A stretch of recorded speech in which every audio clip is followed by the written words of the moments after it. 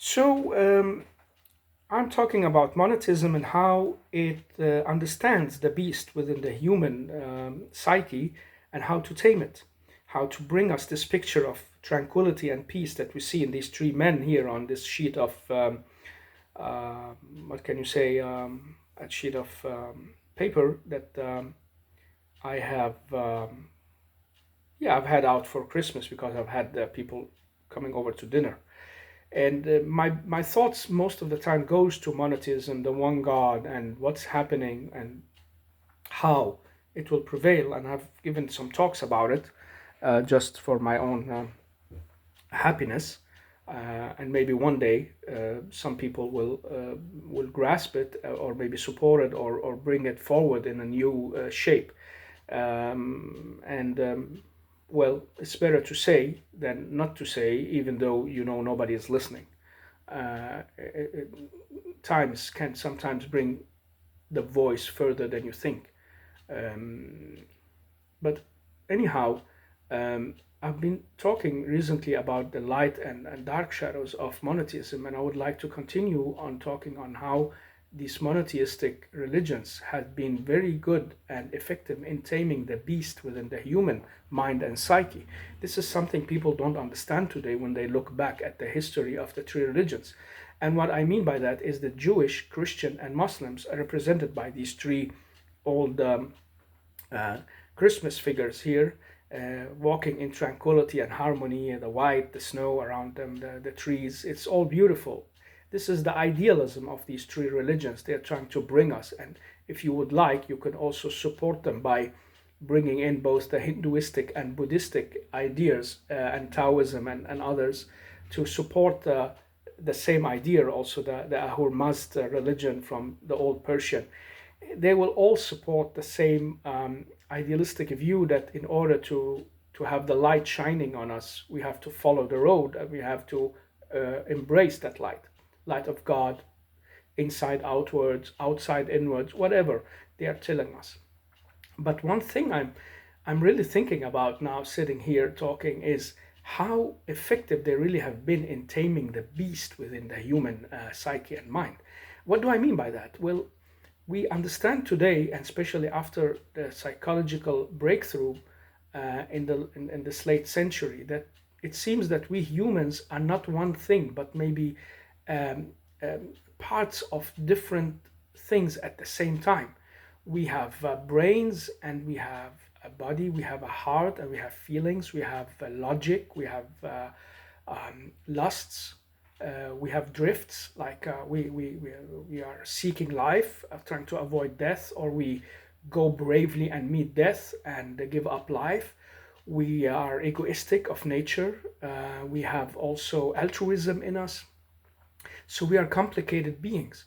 But one thing that we also get to understand from modern psychology, and especially Carl Jung's research, but also Nietzsche would have been an inspiration for that. I think he was an inspiration for Carl Jung as well. Carl Jung speaks about that uh, inspiration that he got from Nietzsche, is that we have a beast in us.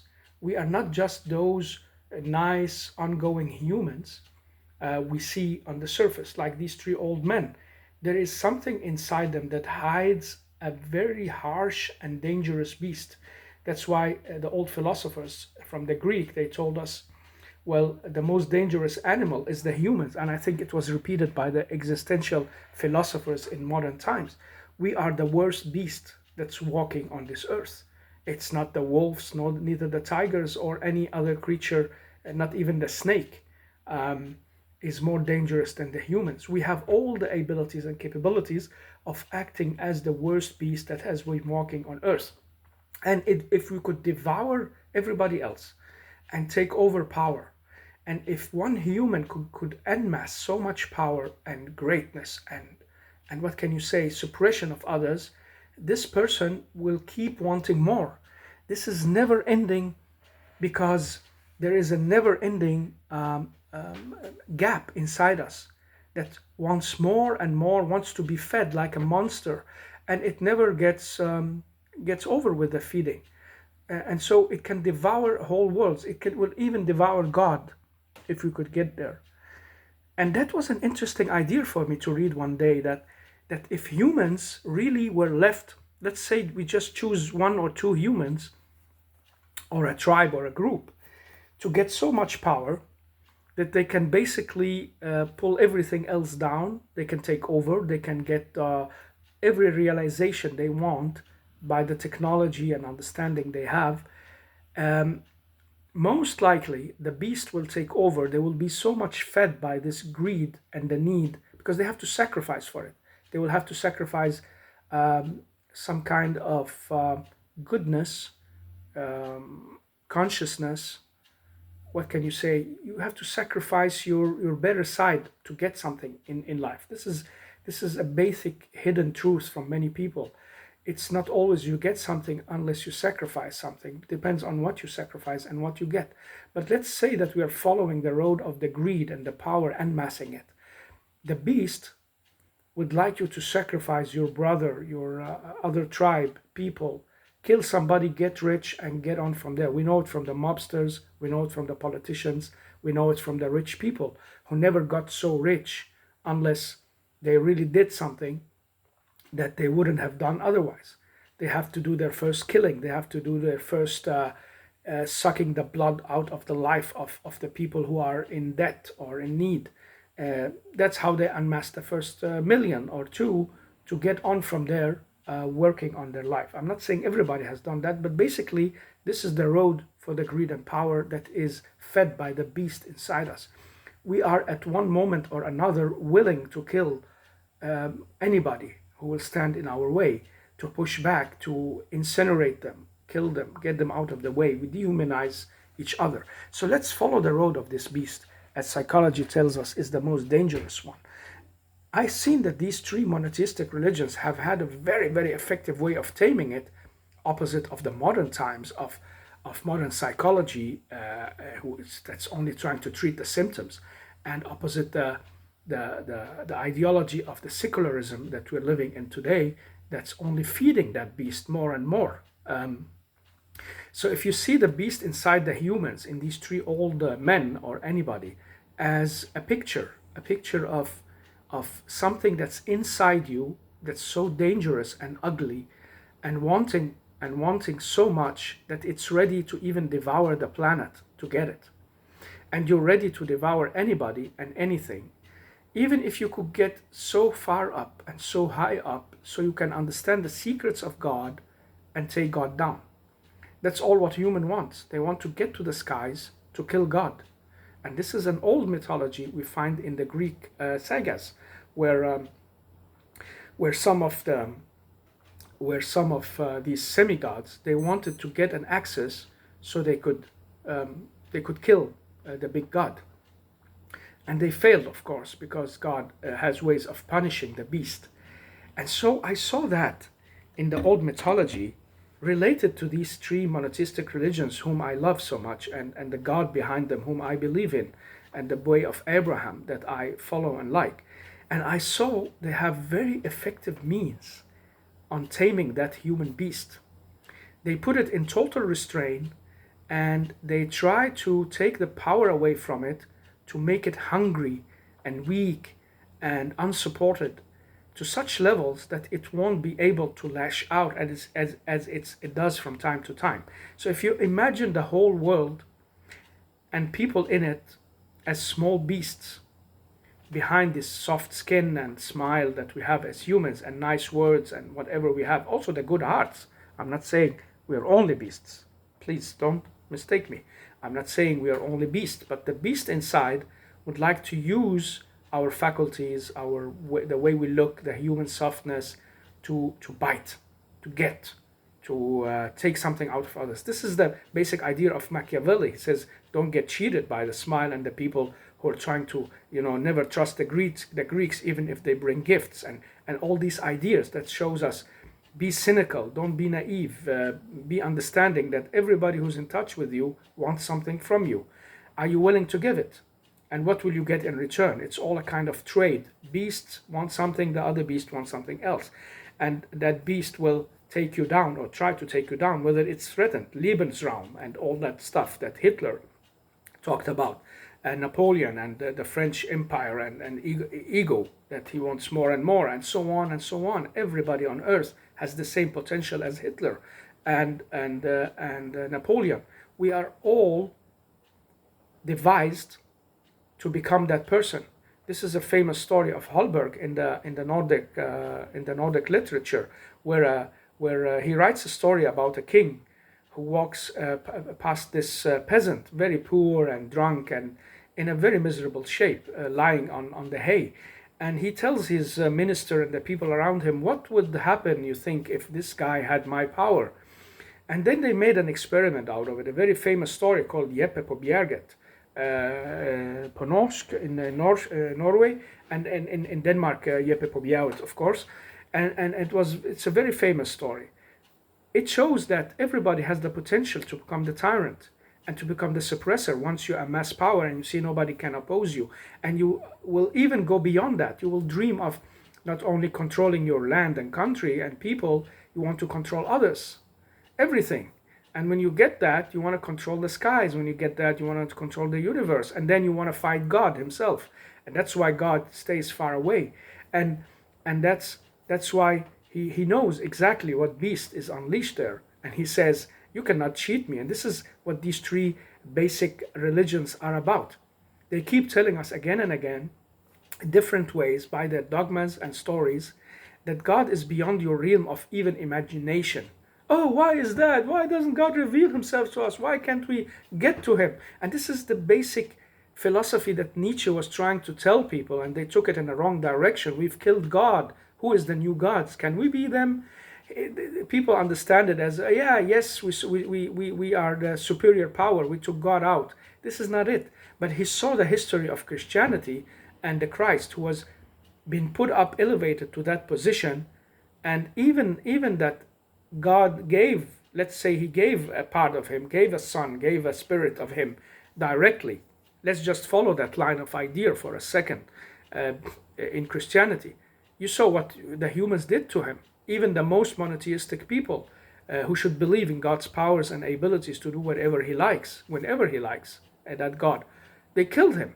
The Romans, who saw this as a threat to their power and their godness or gods and so on, they killed him. So if we get hold on a God, we will kill him. This is what we are about as beasts. I am speaking here, but the beast inside me is moving. It really wants to get that feed of people and followers and millions and get the fame and get the power and get the word out and get to direct people. This is what my beast wants inside me. So how does these three religions tame all that in us? I've been there. I've lived as a spiritual seeker. I'm still, but I've lived within the frames of two big religions, the Christians and the Muslims, and I've seen the same traits. And when I took a look in the Jewish religion as well, I saw they have the same basic instruments. And what are these instruments? First of all, don't let the ego grow. If you go back to the Middle Ages and you see all these three religions in their texts and preachers and the way they spoke to people, it was always keeping a keen eye on any priest, any powerful man or woman who's trying to make something out of themselves. Don't try to put yourself in the front row. God only will put whom he likes in the front row by a natural selection where people let the light flow from their heart. And in order for that light to flow from your heart, you have to suppress your needs of greed and ego and power and being seen. You see? And this has been also repeated in Islamic and Muslim mysticism, which I've read in depth and also tried to practice. This is keep always an eye on your heart and your ignorant mind, and try always to suppress your bad intentions. You can maybe think you are speaking out of good. You are standing on the chair preaching for people to become good, but you're also preaching for your beast to get satisfied. So the best way for you is not to preach at all and send everybody away throwing stones at them if they come ask you to preach. This is what we learned. And I couldn't understand why. Well, I want to spread the good news and all that, and the priests going out in the world to change it. Have they really got this idea with them? if they are being taught it, they will understand it, and everybody who knows it will understand what I'm saying. Um, Try to like erase the ego as much as you can. Another way they've been doing this effectively is to try to make the human do everything that opposes that ego and that beast. What is that? They ask you to give out of your inheritance and whatever positions you have to poor people and people who are lacking and to some sources of good out there without letting your name be known. And sometimes try to hide it so much that even your left hand don't know what your right hand has been giving out. This is a very beautiful parable and picture, and you found it in what Christ spoke, and you find it in Muhammad's preachers, and I'm sure it's in the Jewish as well. That you should try to understand that if you want to even do good things, you're not doing it to feed your ego. You're doing it to please the God that doesn't want to see that ego and that beast taking power over you. So let the good side of you grow honestly by taming the bad intentions that also lies within you. So they will ask you to give out as much as you can of what you have. And don't think for a moment or a second that what you got by your own strength or cleverness. Many people think that out there, and these three religions correct this idea for many people, because they tell them whatever you got out of God's grace and God's grace only. God could have taken it away from you at any second, and God still can do that. Your situation is about to change if you think arrogantly and self-indulgent that you got the power because you were clever. And so lacking the humbleness to understand there has been some kind of sources beyond your understanding that made it happen. And you know it. If you talk to these people and open their minds, and they will tell you honestly, they could tell you 100 times along the way to where I got today of being rich or CEO or a big leader or whatever, it could have gone wrong. My friends could have turned against me. Something could have gone wrong in our movement. The things I sacrificed to get this, it could have been like everybody else, just lost money. I took a gamble on this, and it just happened. I can't explain it. And then later, they don't want to say that. They start saying, well, we did it. I'm the clever one. I'm the good one. I'm the one with grace. I'm the one who's chosen. And they are very fairly mistaken. That's why these two religions try to tame this line of thinking and this psychological understanding by saying, and this is also in dialogue in the Quran with this very rich guy who lived in the times of the Pharaoh, where the prophets and the Israelites, the Jews, with other words, are telling him he's part of them, he's one of them. He said, I amassed all this because of what I can. I have knowledge. This happened to me because of a knowledge I got. I know how to do this. I know things. And they told him, don't think that. It's only by the grace of God what you got. And whoever wants the grace of God won't even envy what you got, because you're gonna lose it all, and you're gonna end in punishment. God doesn't like you feeding your beast and thinking you got it by your own means. You should have known that what you got was a knowledge that was inspired to you somewhere, and you got lucky. And luck is destiny. Destiny is what God has chosen for us to happen. He helped it be by the angels and by the demons and by the things that's working on earth on behalf of that God. So they tame that beast inside you by letting you understand that you came here with nothing and you're leaving with nothing. And in between, whatever you get and whatever pleasures you have, you are responsible, and you will be held responsible. And don't for a second think that you will avoid or be able to avoid God's hand and grasp. You can go, you are on a leash for 5, 10, 15 years, more or less. Then it will hit you. Illnesses, troubles, things that go wrong, harder enemies, people who are more angry and upset than you to take from you what you got, and so on and so on. There isn't a civilization on earth that didn't think it was the last one, it was the best one, it was the biggest. And then another came and another came, bigger, stronger, better, took them down from within or from without. And the same with the human individuals. So this is a way these three religions helps us tame the beast. Another way is by making a lot of practices that makes us divert our powers towards the higher being, what we call the God, the source of life. Divert your prayers, your kneeling, your chants, your thoughts, feelings, mind, heart, everything in you, divert it upwards towards that God. Let it flow in a direction that will become a grace and goodness for you. Do not divert it inwards and fill yourself with egoism and hatred and self-love in no limited measure. If you love yourself, love the God that gave it to you, gave you that awareness. So directing that energy by prayers, fasting, going into that period of, whether it's Muslim or others, going and trying to put your body into restraints. And this was something the Christians also understood very deeply in the monasteries, and the priests and monks did a lot. It's like if you wanna stay good and tame the beast, you have to punish it. And punishing it is by not giving it too much food, not letting it follow the things it wants to go. Don't take it to parties and places where it can unfold. Keep it tamed. Keep it isolated. Keep your good side aware of it. Stay conscious of your values. So this is not because, oh, what are these people doing to themselves? They're trying to please this tyrannical God who is sadistic and wants them to punish themselves and sit in the monasteries all day and never have pleasures out there. But it's because, as we've seen in Shakespeare many, many times, even though Shakespeare doesn't really tell us all this very clearly,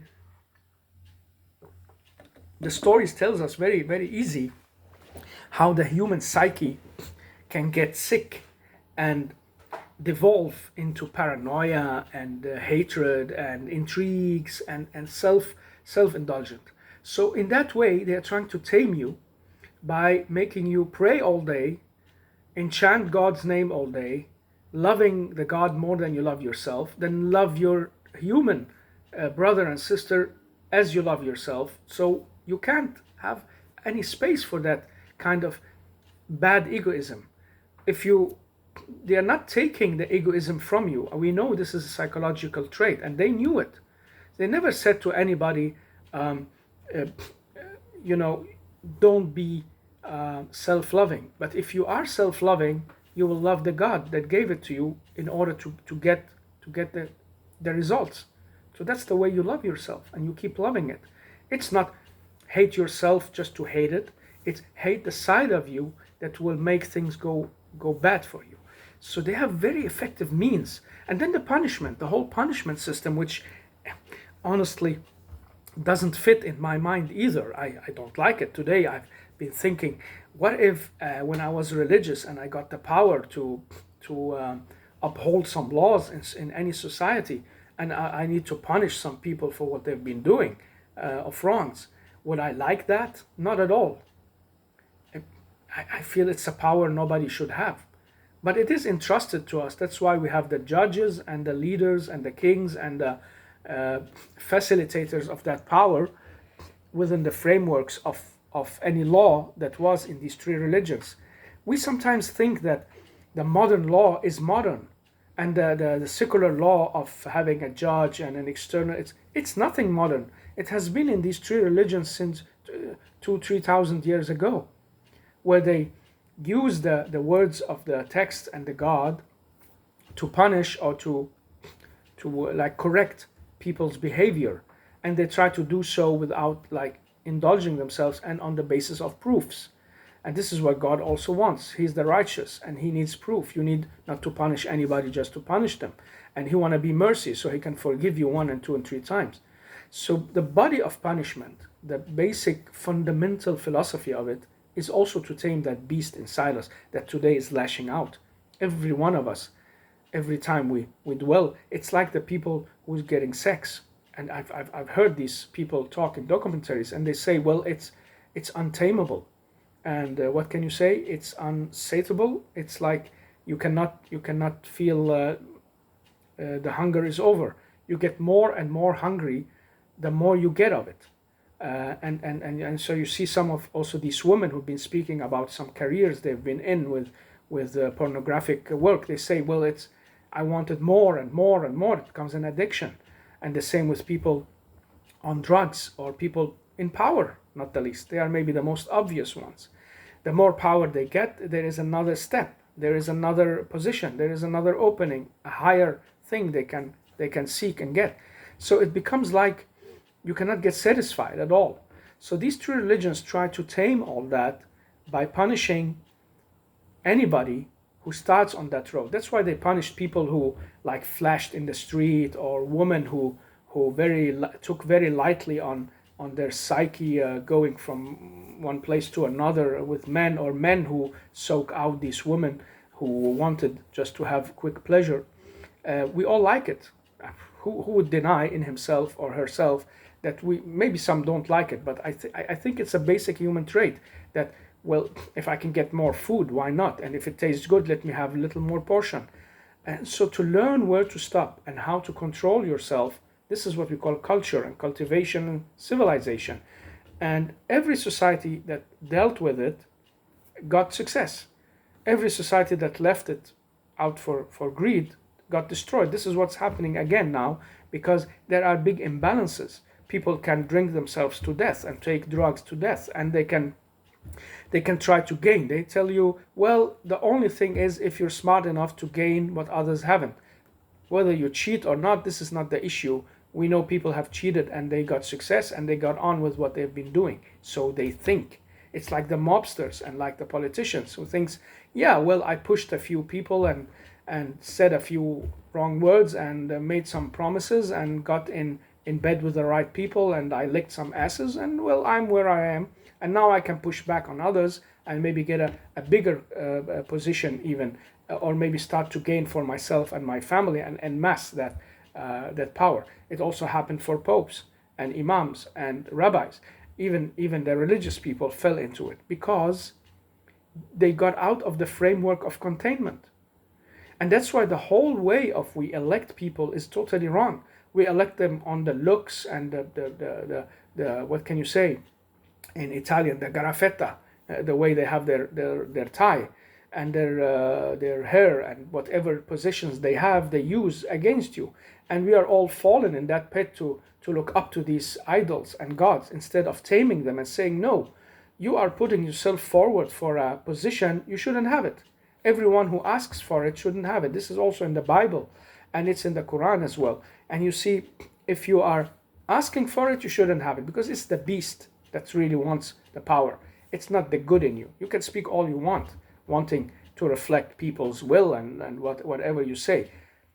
People who are fit for office and politics should be chosen in another ways, by some kind of philosophical, what can you say, groups and councils that will go and look for the most suited people who have made success in their life, not the less, of course, and in the life of others, but have a certain like they have certain way of life, traits in them that makes them suitable and makes them being aware not to cheat and not to be cynical.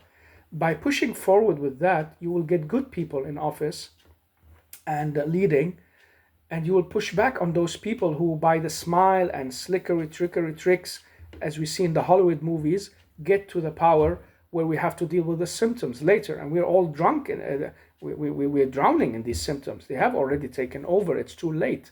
But these three religions had for centuries been very effective. Now you tell me, oh, what about the popes who went astray, and what do we call them? The Borgias, as we've seen in the movies. And what about this and that person? What about the sultans? And what about... Yeah, that's right. It hasn't been able to be under control for that long, because the human beast and what we call the help of the Satan and the devil, whether it's a real creation or it's a kind of psychological thing, I believe it's a real thing. There is a real created something that pushes the buttons of the beast inside us, and that's why it goes wrong. And so these three religions had a very deep and transparent view that if you can tame that beast, it will take over, and when it takes over, it will be disaster and destruction. This is the basic message of the one God. direct your energy towards me, and grace will come to you. Tame that beast, and I will give you the means to do it, and you will be where you want to be, in that harmony and life of success and development, and you will get beyond the earth even, and it will flow with goodness and beauty. Instead, we've chosen to let it just go. And we all know, many people know, you don't need to see more than one or two movies, read one or two books, hear one or two stories before you understand this world is corrupt. We even meet it in schools when we are kids. It's so corrupt, and we see it in front of our eyes. We can't say anything about it. Some get more than others, some get more punished than others, some get what others don't even get, and so on and so on. And so they think they have unmasked the power. Yes, the rich, I'm lucky, I got rich, I killed everybody else. I am the big beast, the bad beasts are out. We've seen it in the Westerns, we've seen it in the East, we've seen it, people ready to do anything to get hold of that beast. And then they get killed by a bigger beast, of course, or another power that comes from the outside. This is the basic theme of the movie Apocalypto by Mel Gibson. He tried to show us this picture by following this tribe and their problems, but also their psyche, the way they are towards each other, how they punish the weak and how they do. Well, it wasn't long before another bigger power from inside their country came and took over and put them as slaves. And then that bigger power was overtaken by an even bigger power that came with Christopher Columbus and Cortez and these people who arrived at the shores with muskets and could kill them with bullets and had a bigger power than the biggest of them. So it's all an illusion that you can get that power, that nobody can crush you. And when we get to that, maybe to understand it, we won't be feeding that beast, but we will be going in any other direction, saying no, no, no to any beast that can grow. And then we will get that kingdom on earth. And this is what is the role of the Christ when he comes back, according to both Christians and Muslims. Muslims believe that Christ will come back. They just don't believe he is a physical manifestation of God. He is a human manifestation with a godly spirit like everybody else, chosen to perform miracles. The Christians would say, no, he is a manifestation of God physically. He is the God, and he will be back. And he let himself be killed and sacrificed in order for those who believes in him to get free of the punishment that the others will get.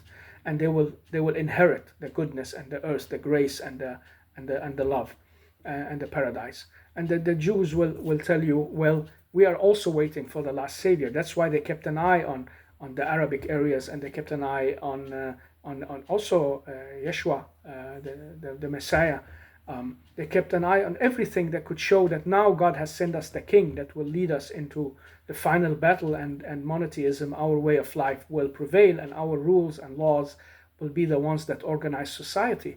So every one of them is waiting for that kingdom to come, and that's why they, in the Middle Ages, had more control over the human collective beast than we have today.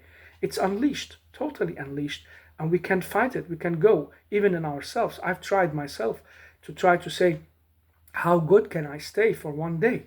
How focused can I stay on the message of God? How much can I hunger? And I found that I'm very weak. And even those who have hungered for years, one small slip and they're out of it, or they fall down. Or so the tide and what you say, the stream, the waterfall is too strong, and it's pushing us downwards in this mud of self-indulgent, self-love. Now we know that from also people who speaks about it out there a lot, women and men who've become aware that what's happening, what's going on. We're becoming like more and more like these plastic dolls, and the men are becoming more and more these narcissists, and everybody has lost faith in any goodness in others. And I met some young people who say, I will never love. Why? You're such a handsome, good-looking man. Well, what's wrong? You're only 18. I know, I can see how everybody who falls in love, open their heart and trust, they get hurt or maybe killed for it, and everything stripped away from these animalistic lovers, whether it's a man or a woman they're fall in love with.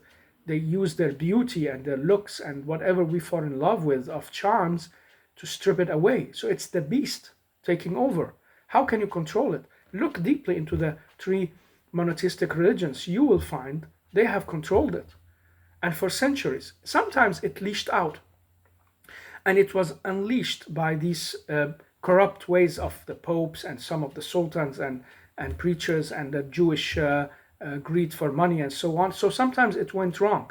But the system, the organization, was a really good, what can you say, limiting power. It was a really good force that mostly kept it under control, and the reformations that stayed within these religions helped it back on the track to make people like good again, conscious again, moralistic again, going back to being altruistic and believe that God never fails to compensate you for any good deeds you do. Do anything you want out of love. Follow in the steps of the Prophet or the Christ or Muhammad, and give what you have. Make people better. Watch yourself. Watch your deep bad intentions and needs and actions, and accept the punishment for them. Some people are told to voluntarily been going to the church authorities or the Muslim judge authorities to say, punish me, I have sinned, I've done something wrong. And I know this is with the Jews as well. They feel they can quickly fall from the commandments, and so they punish themselves by hanging themselves up in ropes or whatever they get of punishment. That's because they don't want to unleash that beast they know is in there. They want to say, you see what happens every time you take me somewhere? I got hit, and I got bad, and I got darkness, and now I forgot God's name, and I'm not living it. So you see, they had this framework that we really crushed now. We killed the God. This is Nietzsche.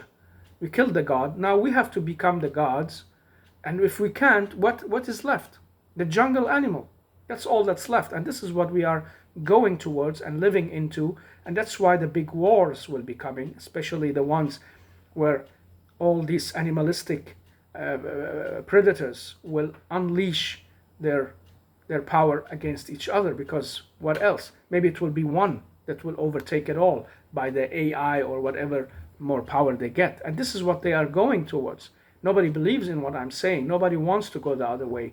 Only few ones. And they will be killed or put in camps or being deemed crazy, or nobody will listen to what we are saying, because it doesn't fit the animals, the beasts inside these powerful people. They want the race for power.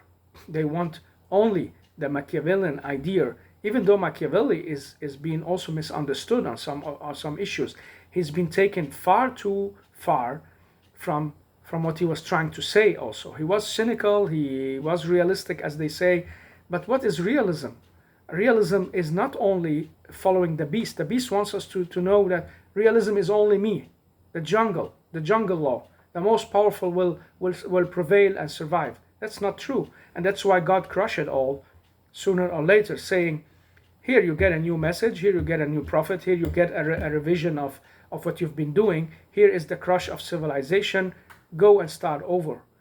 And these stories are told in these three monotheistic texts. And people who believe in monotheism, they know this, and they wait for it. And they say, we have doomed ourselves. We're not being able to tame the bad side of us, and we are all going to be punished for it, unless God's maybe take the good hearts and minds and spirits out of the world before. Otherwise it will become the hell that we have been unleashing by clapping and giving more and more to these powerful people that only thinks of themselves and wanting more and more. So we have unleashed beasts inside us, and we then want to go in the right direction. We're not going to be able to. The beasts are even in the three monastic religions, as I talked on earlier, talking about some of the shadow sides. Well, but I got this inspiration to say this because I've been thinking about it a lot. Why these rules, regulations, and punishment that seems so odd and strange to us? Even to me, I don't like them. I get scared of them. I would like to go out and kiss a girl or do something that maybe is forbidden there. But if I look at it more wisely and deeply, and look at it from outside myself and my needs, and not being just smallish egoistic, I will see that the total good may depend on me not going out doing what I like, or flashing, or kissing that girl, or trying to seduce people, or cheat them out of their money or whatever.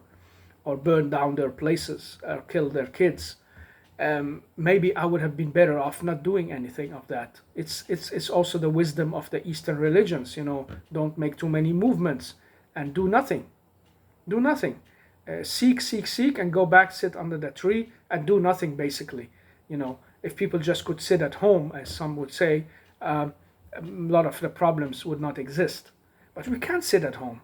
We are meant to move. We are meant to develop. We are meant to exist and flourish. And the three religions are not against it. Not at all.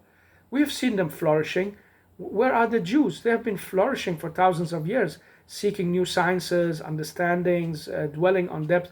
Okay, they have had times where they have been stagnating. The same with the Christians. They've been stagnating, but they've also had periods where it flourished. The Renaissance was not an anti-religious idea. It was an inspiration by giving place for the soul and heart and mind that stems from the love of God and the life of the Christ. The same with the Muslims, the Golden Age in the Muslim area from 700 to 1600s. Well, where did that come from? They were very deeply religious and following the rules and punishing people who were trying to unleash that beast on them. And so they flourished in another way, in science and in order and in peace and tranquility. And they only had some problems in the courts. And today we've unleashed the beast. Every court is filled with it. And the movie with Al Pacino says it all. Well, and justice for all, because he got crazy. There is no justice. There are only laws upon laws that created by beasts against other beasts. And this is not the way we want. But this is the way we're going, because we think by feeding our greed and our need and our love for ourselves only, that this is the way, only the way that we can survive this animalistic world. Otherwise we will be crushed. And if that was true, why hasn't the weakest people of these three religions, who are really good-heartedly and trying to give up their position, why haven't they been crushed? On the contrary, they've actually got the God's kingdom before it came, by having nothing or very little, as this guy Stoic philosopher said to Alexander the Great. Please get out of the way of the sun, sitting in a barrel and enjoying the sun, having nothing on him. And he asked him what he wants, and he said, yes, please, if you could move a little, because you're shadowing for the sun. And so with so little need and greed, you can find the key to the inner kingdom and beauty and happiness that the kings will fight you over, because what they get is a curse, and they know it. And we get it in many stories. Shakespeare is filled with it, and many other stories. Modern movies are filled with it.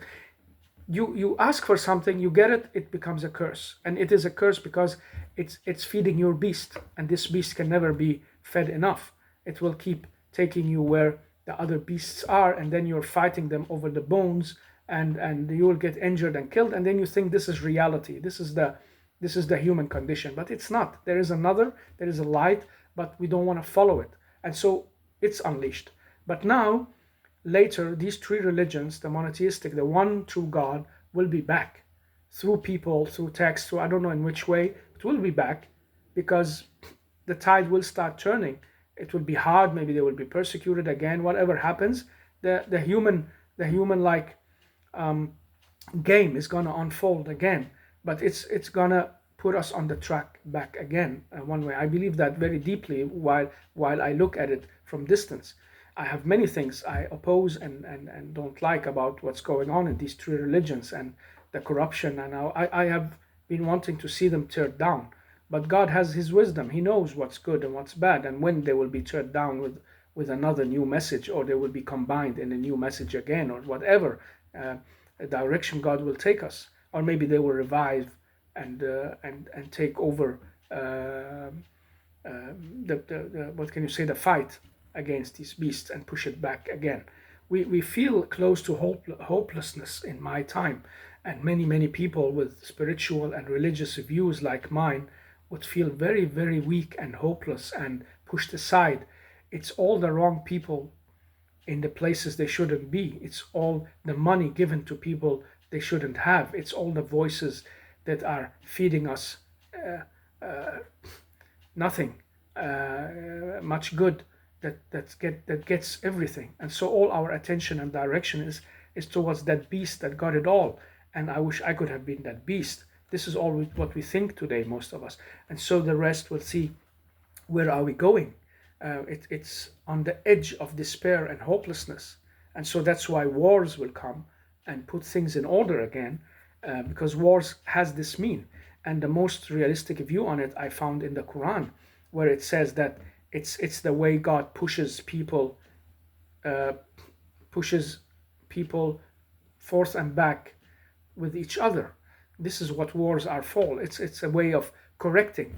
And we see it in history all the time. Whenever we fall deep, things get broken, destroyed, civilization is over, a new dawn comes. We say, what happened? Where did we go wrong? Oh, we went wrong 50 years ago when we didn't listen to these people who were trying to tell us, oh my God, let's start over and let's remember all this now. And then we go and forget again a generation or two later.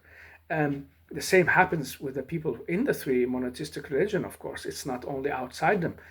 They get punished all the time. You know, where is the Islamic civilization today? Where is the Christian kingdoms? Where are the Jewish glory? And now they're getting it back, but they know they can lose it because of unfairness of the beast of the troubles if they don't go good. So God does not distinguish between religious and non-religious people. There are some things, some instruments, like you can say natural laws in human society that will walk over us again, but we choose to put them aside. And we are today in a time where the beast in universities and the beasts of experts tells us that's not true. We will just keep evolving and evolving. It's just who amasses the strongest power will evolve the most. This is the harsh truth of reality. And maybe that's so. Maybe now the next generation of technology will help one civilization over another to take power, or two civilizations to keep competing on that power, and the rest will just follow because they don't have the technology to keep everybody else down, to keep the other beasts under the control. But that doesn't make us a better society. That doesn't make us a better human. It's still a beast against a beast, and it's still a beast that will destroy its own. We've seen many civilizations turn against their own when people get in so much pain and feel left behind, and their needs not taken care of in that race of power and greed that some people have gotten. They will turn against them. And when they turn against them, they will fight them. And we are back to ground zero, where they will destroy themselves from within or destroy each other because of the lack of morality and goodness that they should have kept.